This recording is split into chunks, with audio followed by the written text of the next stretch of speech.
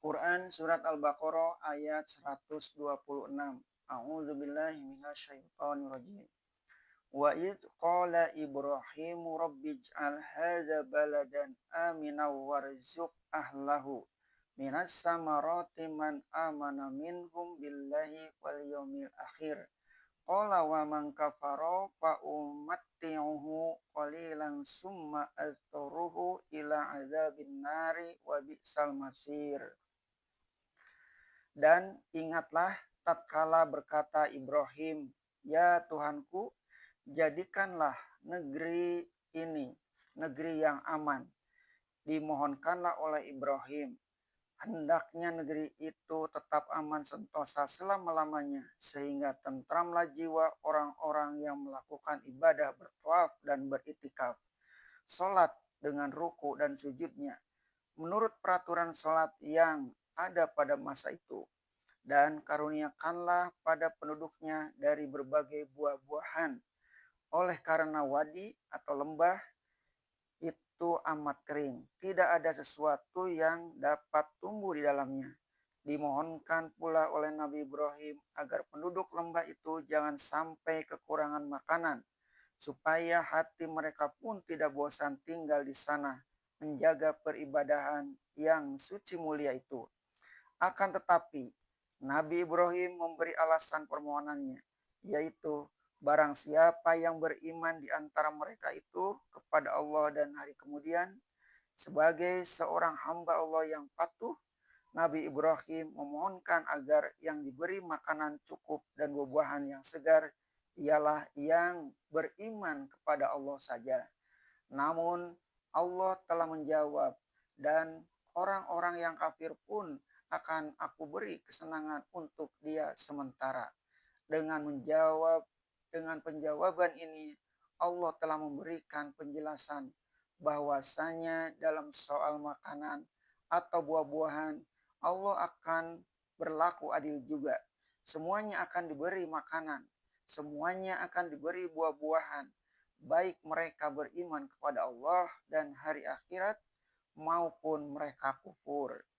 Oleh karena sebab itu, dalam urusan dunia ini, orang beriman dan orang kafir akan sama-sama diberi makan. Beratus tahun Nabi Ibrahim dan Nabi Ismail wafat, telah banyak penduduk di dalam lembah Mekah itu yang menyembah berhala. Namun makanan dan buah-buahan mereka dapat juga. Sebab demikianlah keadilan Allah dalam kehidupan dunia ini. Kemudian akan kami tarikan dia kepada siksaan neraka, yaitu seburuk-buruk tujuan. Di dunia mendapat bagian yang sama di antara mukmin dan kafir. Malahan kadang-kadang rezeki yang diberikan kepada kafir lebih banyak daripada yang diberikan kepada orang beriman. Tetapi banyak atau sedikit pemberian Allah di atas dunia ini dalam soal kebendaan belumlah boleh dijadikan ukuran. Nanti di akhirat baru akan diperhitungkan di antara iman dan kufur. Yang kufur kepada Allah, habislah reaksinya sehingga hidup ini saja. Ujian akan diadakan lagi di akhirat.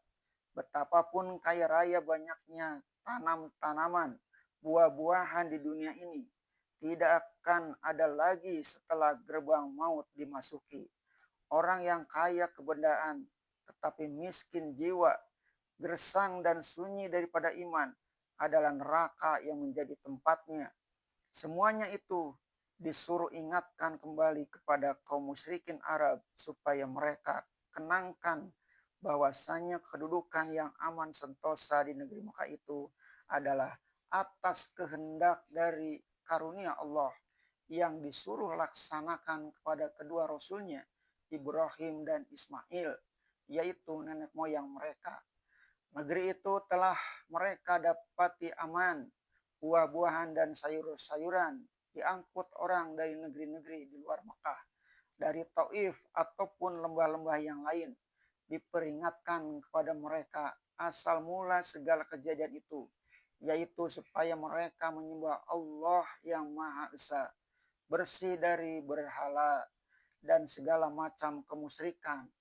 Mereka akan dapati sentosa makmur dan subur. Tempat kediaman mereka menjadi pusat peribadatan seluruh manusia sejak zaman purbakala telah beratus beribu tahun. Lalu diperingatkan lagi tentang asal-usul berdirinya Ka'bah itu.